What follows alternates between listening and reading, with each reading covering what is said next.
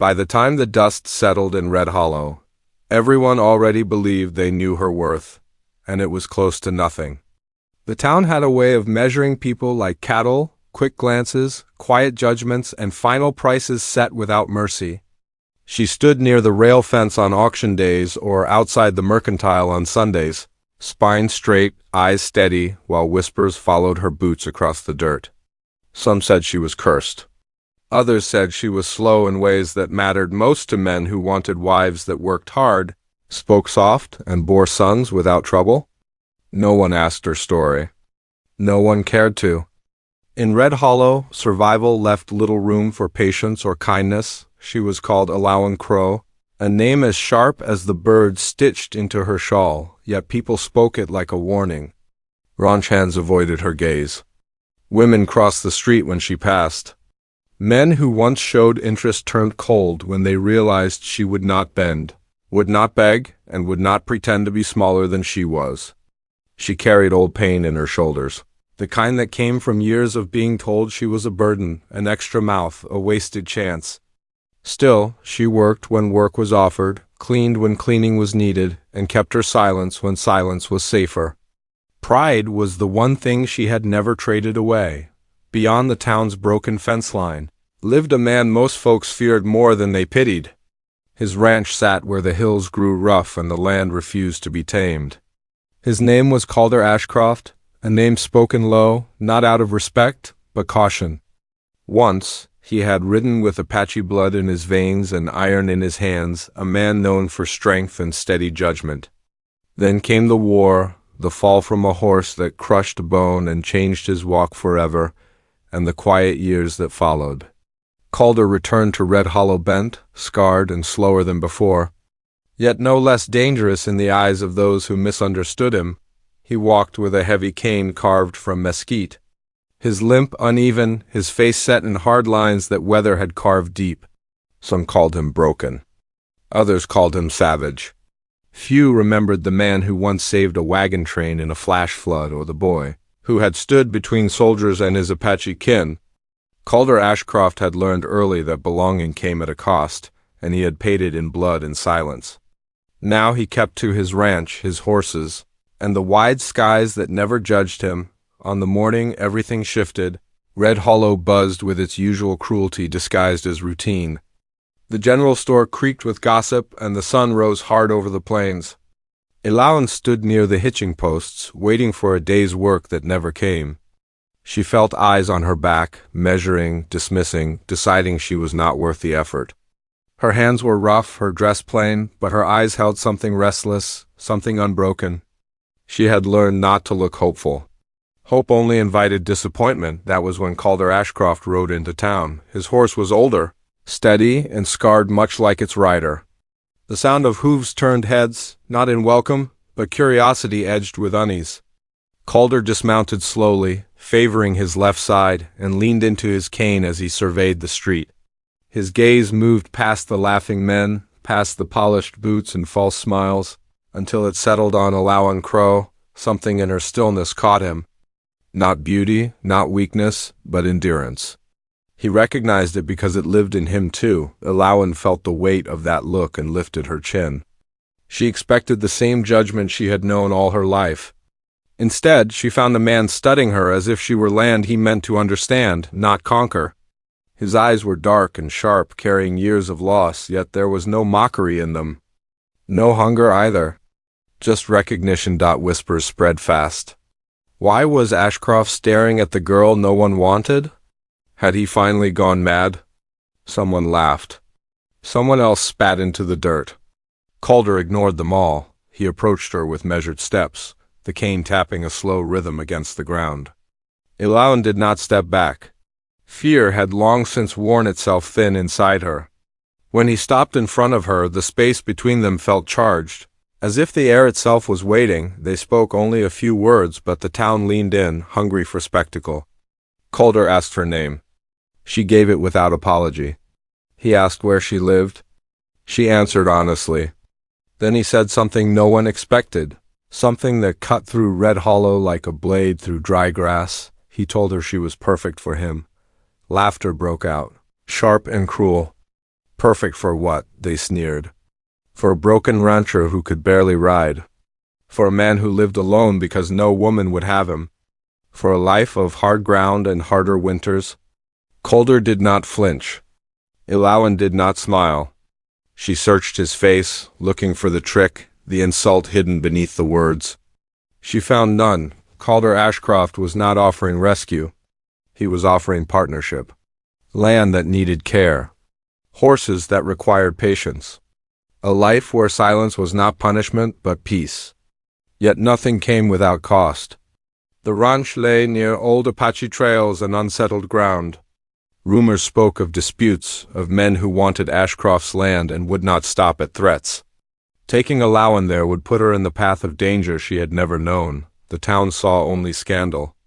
They did not see the way Ilawan's hands trembled, not from fear, but from the weight of being seen at last.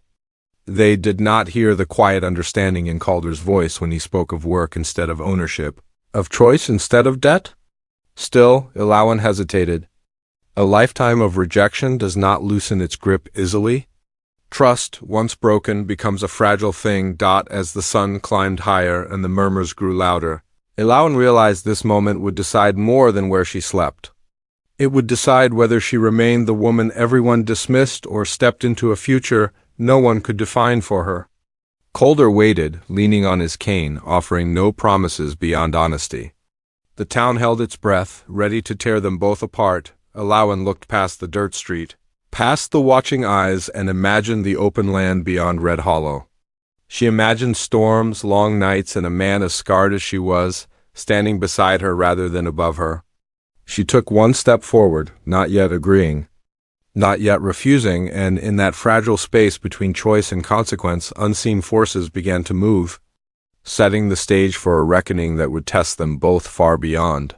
Red Hollow's cruel judgment. Ilawan did not answer right away. The space between her and Calder felt heavier than the sack of grain she once carried 10 miles for a man who never paid her. People waited for her to laugh, or refuse, or shrink back into the place they believed she belonged. Instead, she asked him a question no one expected. Why me? Calder Ashcroft did not rush his reply.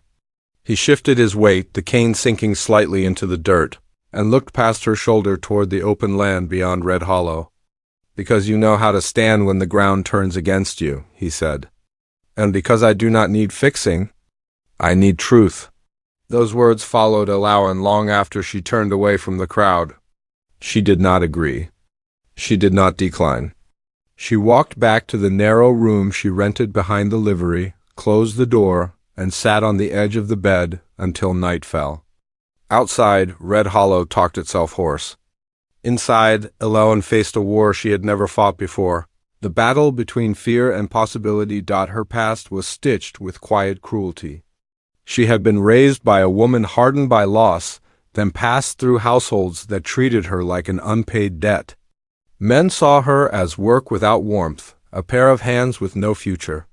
She learned to read weather better than faces and trusted animals more than people. When others laughed, she listened. When others promised, she prepared for disappointment.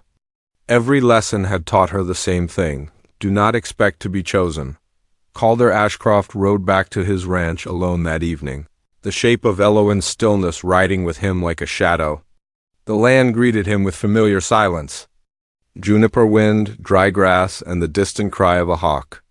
This place had broken men before. It had broken him once already. Still, it was the only ground that had ever told him the truth.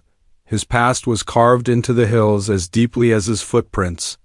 Born between two worlds, Apache blood on one side, settler law on the other, Calder learned early that loyalty came with sharp edges. He fought when called, protected when needed, and paid dearly for both.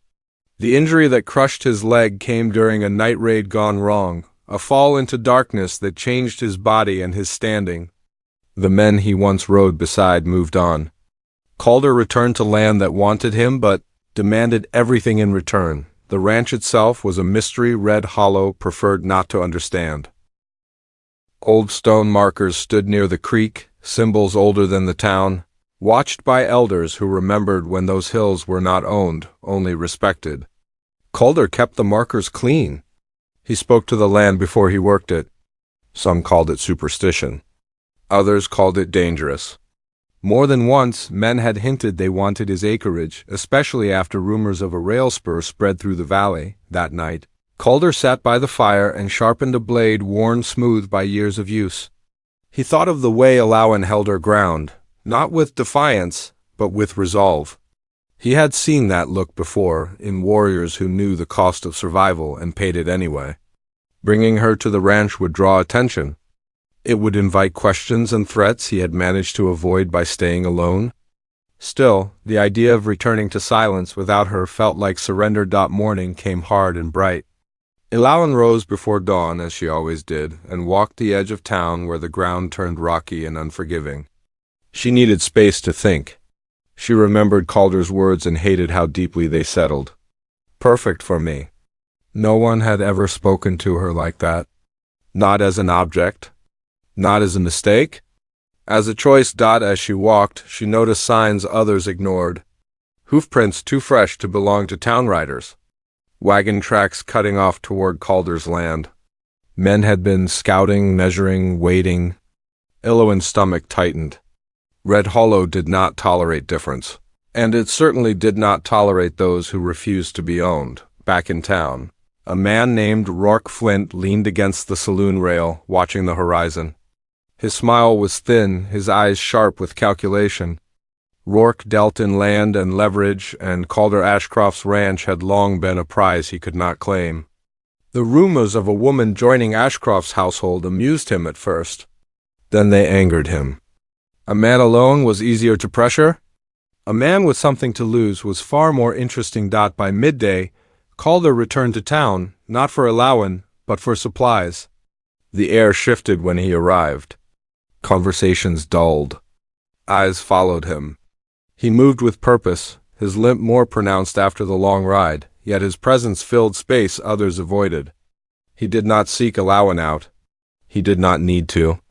He trusted her to choose when ready. Alawan watched him from a distance, noting how he never turned his back fully, how his hand stayed near the blade at his belt. She understood that kind of vigilance. It mirrored her own. When Calder finished loading his supplies, their eyes met again. No words passed between them. None were needed. That night, Alawan dreamed of open land and dark riders moving without sound. She woke with her heart racing and the certainty that whatever choice she made would carry consequences far beyond Red Hollow. By dawn, she had packed her few belongings. Not because she had decided, but because she refused to be unprepared. Calder spent the next days repairing fences and breaking a new murray, his thoughts circling like vultures he could not chase away. He sensed change coming, the way the land shifts before a storm. He checked his rifle twice, secured his horses closer to the house, and marked the edges of his property where strangers had crossed. Someone was testing boundaries. Alawan waited until the third evening before she walked to the edge of town where Calder's trail began. She stopped there, the sky burning gold and red, the wind carrying the scent of dust and danger. She knew men like Rourke Flint watched from shadows, measuring her courage the way they measured land. Turning back would be safer. Moving forward would be honest. As she stood there, a rider appeared on the ridge, silhouetted against the fading light. Calder did not hurry. He reined in at a distance, giving her the choice he had promised. Between them lay miles of unknown ground, old wounds. And threats neither had fully named. The wind rose, carrying whispers from the hills, and Alawan took a single step onto the trail, unaware that unseen eyes were already counting the cost of her decision. Alawan's first step onto Calder's trail felt heavier than she expected.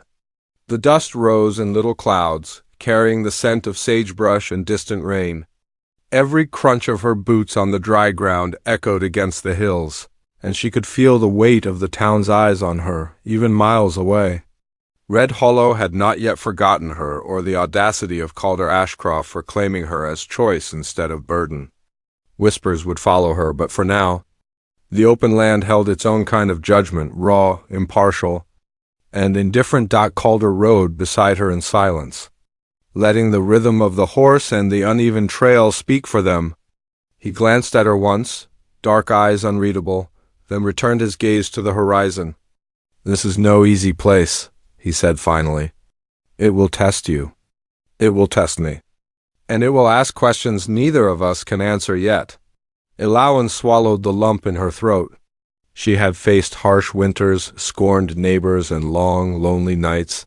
But this place, this wilderness Calder called home, felt like something alive. Something that could see doubt, taste fear, and wait for weakness to show. She wanted to ask what he meant, but the wind carried the words away before they could form dot behind them. The town's shadows were not idle. Rourke Flint had gathered a small group of men who, like him, preferred control to chaos. They had watched Calder too long to ignore this. A man scarred by war, a woman dismissed by everyone else, both stepping into the open land with no protection but each other, was a story that threatened the comfortable balance they maintained. Flint did not trust people who could survive the unknown. That distrust burned hotter than his greed. Meanwhile, in the hills east of Calder's property, a different kind of watch waited. Old Apache trackers, descendants of people who had moved across this land long before the town's fences were raised, noticed the newcomers. Their leader, a man named Dakota Hawk, saw patterns Calder might not recognize. He did not hate the rancher. He did not pity the woman. He simply understood the land. And the land spoke of danger, the kind that often came in the form of men like Flint, whose appetite for land and power knew no moral limit. Ilawan and Calder reached the first ridge as the sun fell low. The shadows stretched long, and she could see the outline of the old homestead, sturdy but weary, built from stone quarried from the very hills themselves. There were signs of neglect, fences sagging, a barn with loose boards, a corral overgrown with weeds. Calder's eyes softened for a moment, lingering on a place most would have abandoned long ago. "It's mine," he said quietly, "because no one else ever wanted it." Ilawan studied him, trying to read the man beneath the scars and cane. There was pride there, yes, but also caution. A constant calculation of risk and reward, survival and loss. And yet, for the first time in her life, Ilawan felt she might belong not because she had earned approval, but because someone saw her as part of a story bigger than survival. Night came, and with it a cold wind that swept across the plains. Calder showed her the cabin he had rebuilt himself. Its walls were rough but steady, windows shuttered to keep out more than just the chill. He taught her to start a fire, to check the water supply, and to read the sky for coming storms. Each small lesson was a reminder that this land demanded attention, respect, and endurance. Ilawan soaked it in, grateful for the work and afraid of what she was beginning to feel: trust, hope, something she had thought lost. But danger was closer than comfort. Flint and his men had begun scouting Calder's perimeter. They moved like wolves, taking note of trails, marking the edges where gates had been repaired, where fences were weakest. Flint did not speak of harming Ilawan, not yet, but he spoke often of leverage and fear. If Calder could be pressured, distracted, or distracted enough to fail, the ranch and whatever else Calder protected would be within reach. The night brought other threats as well. Wolves roamed closer than usual, their howls echoing through the valleys. Ilawan flinched at each sound, but Calder remained calm, guiding her to listen and not panic, to watch and not judge. Survival on these hills demanded that you understand fear without letting it control you. She realized that Calder had lived this lesson for years, his broken body teaching him what the town had never bothered to: patience, resilience, and timing. The following morning, Ilawan discovered a small garden Calder had started, a stubborn collection of herbs and vegetables that thrived despite harsh soil. It struck her how quietly the man built life in a place so raw. He did not boast. He did not advertise his victories. He simply persisted. And in that persistence he invited her to join, not as a helper, but as an equal. Ilawan worked the garden alongside him, hands blistered and back aching. Conversations came slowly at first, cautious as young animals testing each other. Calder spoke of the Apache teachings he had learned from his father, lessons about the balance of land, respect for water, and the value of silence. Ilawan spoke in return of her years in Red Hollow, the weight of judgment and the strange freedom she found in being ignored. Slowly, they began to understand each other not in words alone, but in rhythm, in shared labor, in the quiet acknowledgement of scars both visible and hidden. But Flint's men were not idle. One afternoon they rode close enough for Calder to see them moving along the ridge above the creek. He did not shout. He did not shoot. He waited, observing, calculating. When Alawan saw them, fear gnawed at her, sharp and familiar. Calder placed a firm hand on her shoulder. "Do not let them teach you panic," he said. "They do not own this land, nor your courage." Flint in town grew restless. He sent messengers to the edges of the valley, people who would whisper threats and gather information. Iloan's presence made him uneasy. He did not know why Calder chose her, why she chose Calder, and that uncertainty angered him more than any act of violence. Men like Flint preferred predictable challenges, clean victories, and easily measured results. Calder Ashcroft and Alawan Crow refused to be either, one evening. As dusk fell like a veil over the hills, Dakota Hawk's scouts observed movement near the ranch. Not Flint's men this time, but strangers masked riders with unfamiliar patterns. Calder noticed them too, tension sharpening his gaze. Alawan felt the air change. The wind brought whispers she could not understand, but her instincts told her they were warnings. "You see them too," Calder said quietly. His hand tightened on the reins. "This land tests more than strength. It tests judgment." Alawan nodded. Fear still came, but now it carried purpose. Every choice mattered. Every hesitation could tip the scales. She realized how fragile their existence was, how easily outsiders could disrupt the careful balance Calder had built over years of solitude. Yet she also recognized the power in being seen not as property, not as a burden, but as someone whose presence shifted the world around her. That night, under the canopy of stars, Calder and Alawan sat by the fire. Shadows danced across their faces. Calder spoke of old battles, of kin lost to the land in war, of promises made in silence. Alawan listened, feeling the weight of his words settle over her like a shield and a challenge at once. They were both warriors in their own right, battered by life, scarred by circumstance, yet unwilling to yield. Somewhere in the distance, Flint's men continued their observations. Somewhere else, Dakota Hawk and his trackers whispered in the wind. Alawan understood that every step forward carried unseen risks. Yet she could not turn back. Not now. Not after feeling the weight of being chosen, and choosing in return. A storm was coming, not just in the skies, but in the lives they had begun to build together. And when the first crack of thunder split the horizon, both Alawan and Calder understood that the land around them had a voice, a will, and a test yet to be faced. The danger was close, the choices were theirs, and nothing would be simple. Alawan's hand rested on the edge of the fire, the heat searing her palm, reminding her of the stakes. Calder watched the horizon, eyes narrowing at the hills where shadows moved. And for the first time, the world beyond Red Hollow seemed both vast and intimate, filled with threats, promise, and the hard, unyielding truth that nothing in life, love, land, survival came without cost. The night deepened. Somewhere, a horse whinnied.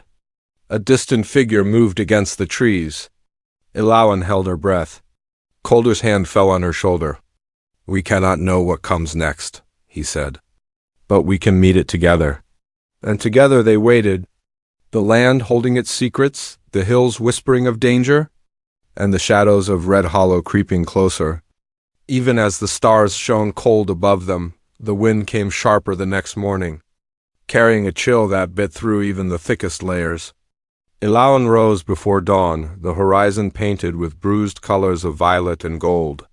She listened to the land, every rustle, every creak of wood in Calder's cabin, every distant call of hawk or crow. The hills were awake, and so, too, were the dangers that circled them like predators. Calder stirred behind her, moving with the slow precision of a man who had learned to measure each step, each breath, each heartbeat. "Alawan," he said quietly, his voice low enough that only she could hear. "Today we prepare. There is more coming than we have seen before. Flint does not forgive. Others will test our boundaries. We cannot ignore it. She nodded, brushing a strand of dark hair from her face. Her fingers had grown strong in the days since she had arrived, the muscles in her arms taut from tending horses, repairing fences, and hauling water. Yet her heart raced with every mention of Flint's name. She had never faced men who measured their worth in fear and greed, but she understood now that survival was never simply about enduring the land. It was about understanding the people who walked it with you and against you. The morning passed with preparations. Calder checked his rifles, loaded saddlebags with supplies, and marked strategic points along the fence line. Ilawan worked with quiet determination, learning to read the terrain as he did. Each ridge, each hollow, each line of trees could hide a threat or provide a refuge. Every shadow became a possibility, every sound a warning. By noon, sweat had mixed with dust on her skin, and she felt more alive than she had in years. As they worked, Dakota Hawk scouts circled the outskirts of the property, invisible but present. Calder and Ilawan were of eyes beyond their fence, yet they could not see them. There was tension in that knowledge, a constant test of nerves. Flint's men were watching too, not openly, but with careful calculations. They had spotted Ilawan's presence, recognized her determination, and speculated on Calder's vulnerability. By mid-afternoon, dark clouds began to gather over the hills. A storm was coming, swift and relentless. Calder called for the horses to be secured in the barn, tied with reinforced rope. Ilawan helped, her hands shaking slightly, not from fear of the storm, but from the sense that something else, unseen, was closing in on them. The wind carried distant sounds, hoofbeats far enough away to suggest caution, close enough to set nerves on edge. Ilawan noticed movement along the ridge toward the east. She froze, then whispered, "Calder, someone's out there." Calder's eyes narrowed. He did not panic. He had learned to control the fear, to measure it like a tool. "Stay inside," he said. "Do not show weakness." He moved toward the window, rifle in hand, scanning the horizon. The figures were distant, obscured by the storm clouds gathering overhead, but their intent was clear. Flint's men, or worse, had decided today was the day to test them. The storm broke suddenly. Rain lashing against the cabin, thunder rolling through the valleys, and lightning splitting the sky. Ilawan's heart pounded, not just from the storm, but from the anticipation of what she and Calder could no longer avoid. The men on the ridge were not deterred by weather. They moved with purpose, advancing through mud and brush, the kind of disciplined menace that comes only from long practice and cold intent. Calder turned to Ilawan. "Inside now. We hold the door. Nothing else matters until we see them leave or they come too close." Ilawan obeyed, her hands gripping the wooden door frame as the wind threatened to tear it from its hinges. Every sense was on alert. The cabin creaked and moaned as though it shared her tension. Outside, shadows moved unpredictably, the storm masking both threat and opportunity. Lightning flashed again, illuminating figures approaching the barn. Ilawan caught glimpses of rifles and glinting eyes. Flint's men. She realized they had calculated this carefully. The storm would make visibility poor, the terrain difficult, and they could strike with the advantage of surprise. Her stomach twisted with fear, yet a strange calm settled over her. Calder was beside her, steady, unwavering. Hours passed in tense waiting. The wind tore at the roof, rain soaked through gaps, and the distant figures advanced slowly, cautious but deliberate. Ilawan and Calder moved quietly, checking locks, reinforcing windows, and preparing for confrontation. The storm's fury mirrored the storm in their lives, relentless, threatening, impossible to ignore. Dahawk's scouts watched silently from the distant hills. They had followed Calder's movements, known the dangers, and waited for a moment that could turn the tide. The presence of Flint's men had not gone unnoticed. The Apache tracker's knowledge of the terrain and the signs left by other humans would become critical. Though Calder and Ilawan did not yet know it. As night fell, the storm softened into a cold drizzle. Visibility remained poor. Calder and Ilawan took stock, knowing that Flint's men would not retreat so easily. Ilawan's hands were raw, her body aching from the day's labor, yet she felt more alive than ever. Each step she had taken alongside Calder had tested her courage. Now the real test loomed, an encounter where every decision, Every breath and every second counted. A sudden noise startled her. A branch snapping, perhaps, or the movement of men in the shadows. Calder's hand went to her shoulder. "Steady," he whispered. "They are close. They want to see fear. Give them none." The cabin's interior felt smaller, tighter, as if the walls themselves were aware of the approaching danger. Outside, Flint's men stopped at the edge of the barn, their figures blurred in rain and darkness. They were waiting, calculating, trying to force Calder and Alawan into reaction. Alawan crouched low, heart hammering. She had never faced men who would risk everything to intimidate, to claim, to dominate. Yet she felt something inside shift. This was not about submission. This was about standing, not just surviving. She had learned from Calder's presence that courage was built in action, not wishful thinking. Lightning illuminated one of Flint's men for a moment. Alawan could see the glint of a knife, the careful placement of a rifle. Her breath caught. Calder leaned close, whispering instructions she barely registered. The storm, the land, the approaching threat, they all seemed to pulse in rhythm with her own heartbeat. The hours stretched. Flint's men circled, the sound of mud under boots, whispered commands, and the occasional cough the only things breaking the tension.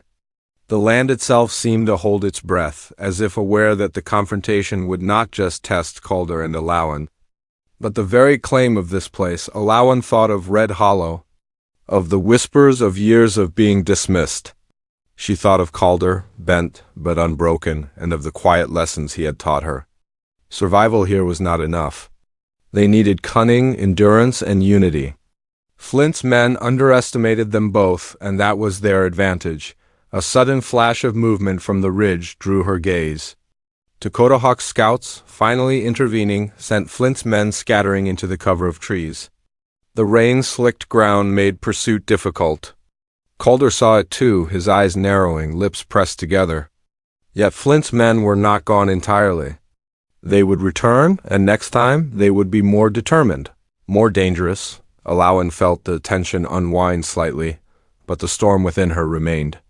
She had faced the raw edge of fear and understood it, felt it pulse through every muscle. Calder touched her shoulder again, a grounding presence amid chaos. "We have time," he said, "but not forever. They will be back. And when they are, we must be ready for more than just survival." Night deepened, the storm fading into a persistent drizzle, leaving the land slick and wild. The cabin was quiet, the horses settled in the barn, yet the air held anticipation like a drawn bowstring. Alawan realized the battle was not over, it had only begun. Flint would return. Dakota Hawk's scouts would remain unseen guardians, but their help came with its own unknowns. Alawan sat by the fire, warmth from the flames brushing her face, and thought of the journey ahead. She would not be the same woman who arrived days ago, dismissed by every man in Red Hollow. She had learned strength, endurance, and the subtle power of standing beside someone who saw her as choice. Yet the greatest test lay ahead, when all threats converged, when Flint returned with intent, and when the storm of human greed and land disputes met the storm of their courage.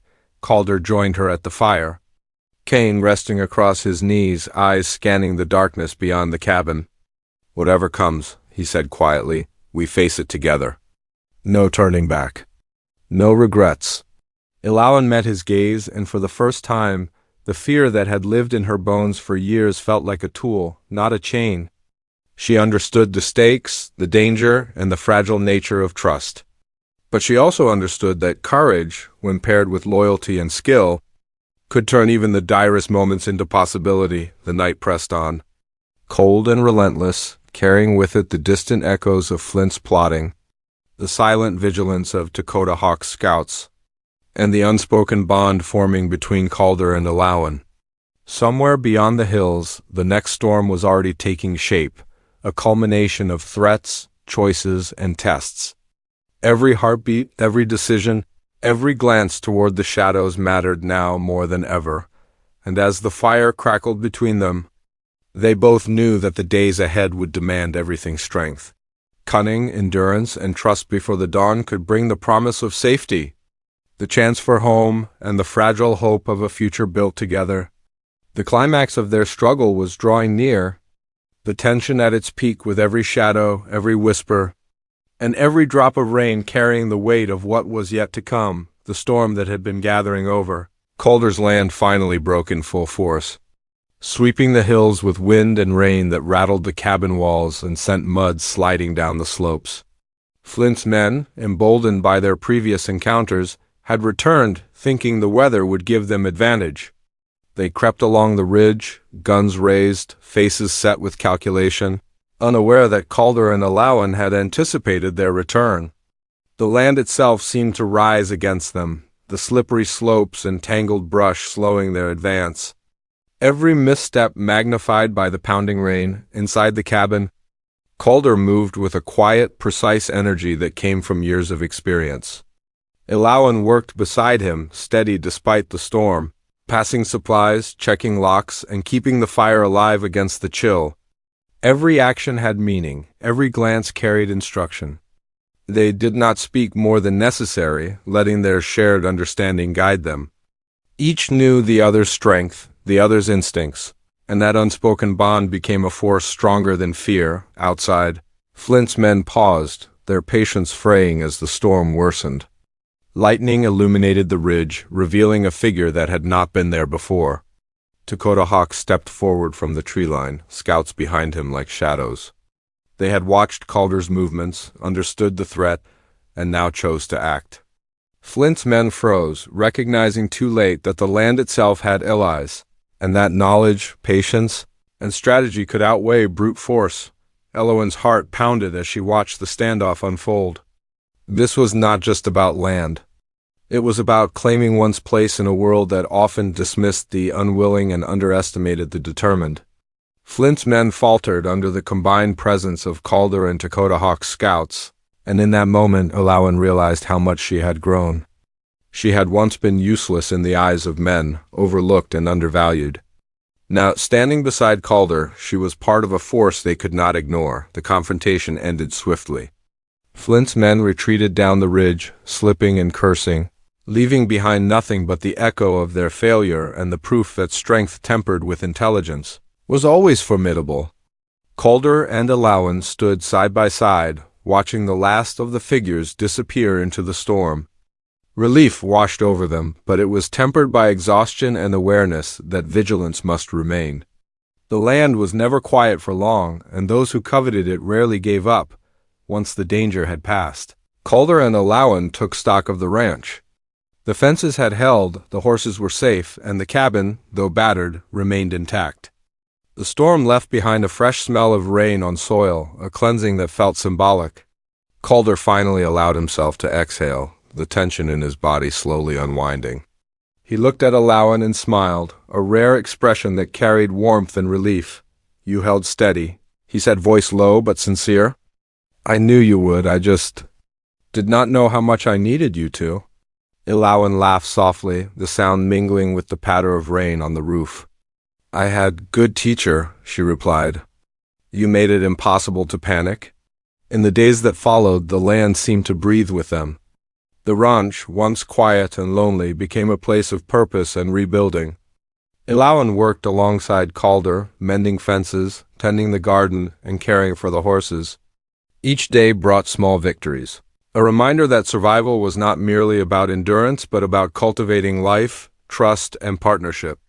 The bond between them deepened, built not on necessity alone, but on mutual respect and understanding. Red Hollow, meanwhile, began to hear stories. The whispers that had once dismissed Alawan turned to cautious admiration. People saw the determination in her eyes, the strength she displayed beside Calder, and some began to reconsider their judgments. It was subtle at first, small gestures, a nod from a storekeeper, a respectful distance from those who had mocked her, but it was a change that mattered. For the first time, she understood that respect was not demanded. It was earned, and it could be returned. Dakota Hawk and his scouts remained a presence in the hills, watching over the land as guardians rather than intruders. Their support was quiet, almost invisible, yet it reinforced the idea that survival and prosperity depended not on isolation but on alliances built through trust and understanding. Calder and Alawan learned to work with them. respecting the knowledge they brought of terrain, weather, and patterns of people who moved through the valleys. Alohan's past, once a source of shame and dismissal, became part of the foundation upon which she and Calder built their life. She learned to embrace the lessons of hardship, to transform them into strength.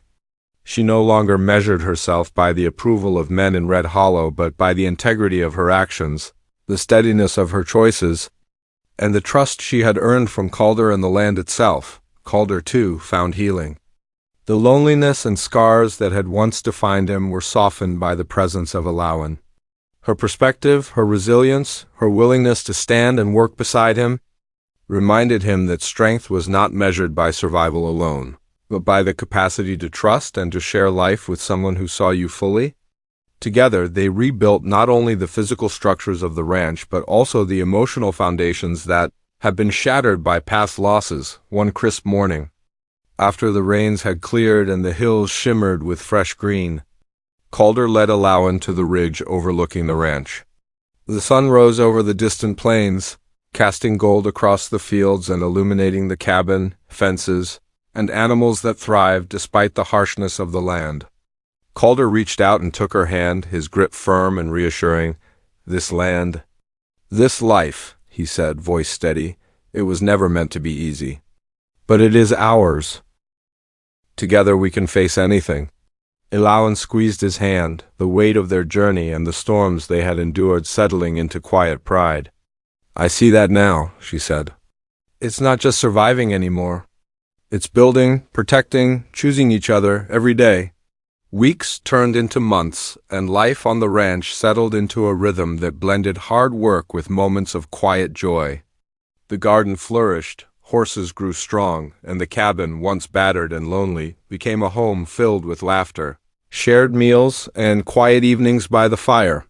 Flint's threats faded into memory, the land itself serving as a warning that greed and recklessness were no match for unity. Skill and respect, Alawan and Calder learned to move with the seasons, respecting the land's demands while shaping it into a place where life could thrive. They found moments of peace sunsets over the hills, the gentle sounds of water in the creek, the companionship of animals who had come to trust them. Every day reinforced their bond, every challenge reinforced their resilience. Red Hollow, observing from afar, began to shift its perception. People who had once dismissed Alawan now approached with cautious acknowledgement. They saw that strength did not always wear armor, and that courage often came from the quiet, steadfast refusal to be diminished. Calder, once feared and misunderstood, became a figure of respect, a reminder that integrity and skill, paired with trust, could overcome suspicion and hostility on a warm evening. As the sun dipped behind the western ridge, Calder and Alawan stood together on the porch of the cabin, watching the horses graze in the field below. The air was filled with the sense of earth and growing things, the sounds of life flourishing in a place that had once been harsh and unyielding. They did not speak, for words were unnecessary. The land, the animals, and their shared history carried meaning enough. Alawan rested her head on Calder's shoulder, feeling the steady beat of his heart, a rhythm that mirrored her own. She thought of all the moments that had brought her here, the judgment, the loneliness, the quiet lessons of resilience. She understood now that being deemed useless by the world had been a misjudgment of her strength, her capacity for love, and her courage. Calder had seen her as perfect, and in doing so, he had given her a mirror in which she finally saw herself. Calder, in turn, felt the fullness of a life he had once believed was forever fractured. With Alawan beside him, the ranch no longer represented solitude or hardship alone. It represented home, partnership, and the realization that even broken paths could lead to flourishing valleys if walked together. The night fell gently over the hills, stars glimmering like scattered diamonds against a deep, endless sky. Fireflies flickered in the grass, the creek whispered against the stones, and the cabin glowed with warmth that came from both hearth and heart. Flint and the men who had threatened them were far away, no longer a force against the peace they had built. Dakota Hawk and his scouts remained watchful in the distance, a quiet reminder of the balance between vigilance and trust. Alawan and Calder stood together, hand in hand, knowing the land would always demand respect. Challenges would arise and storms would come. Yet for the first time, they faced the future not with fear, but with anticipation, hope, and confidence in one another. They had endured, they had grown, and they had chosen each other in a world that had once been unkind and unforgiving. As the moon rose over the ridge, bathing the ranch in silver light, they turned toward the cabin, ready to step inside and continue building a life that was theirs alone. Every hardship, every threat, every dark day had led them here, to a place where trust, courage, and love intertwined with the land itself. And for the first time, both knew that home was not a place, but a choice, and they had chosen it together. In the quiet that followed, the hills seemed to breathe a sigh of peace. The past, with all its scars, had shaped them, but it no longer bound them. Elawan Crow, once dismissed, now stood as a partner, a guardian of the land, and a woman fully recognized for her strength. Calder Ashcroft, once broken, now stood whole, healed by partnership, resilience, and the enduring truth that love could be forged in the fires of trial and hardship. The ranch thrived. The hills whispered their approval, and the story of Elawan and Calder became a quiet legend, a testament to courage, loyalty, and the power of being chosen not for usefulness, not for perfection, but for the strength within.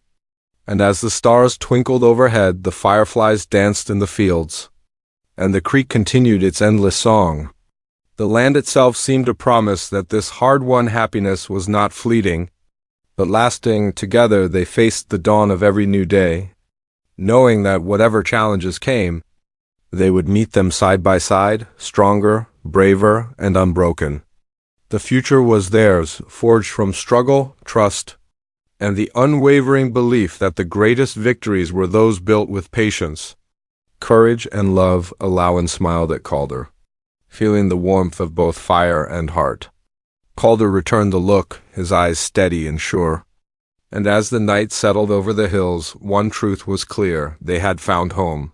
And in finding each other, they had found the promise of a life worth living together.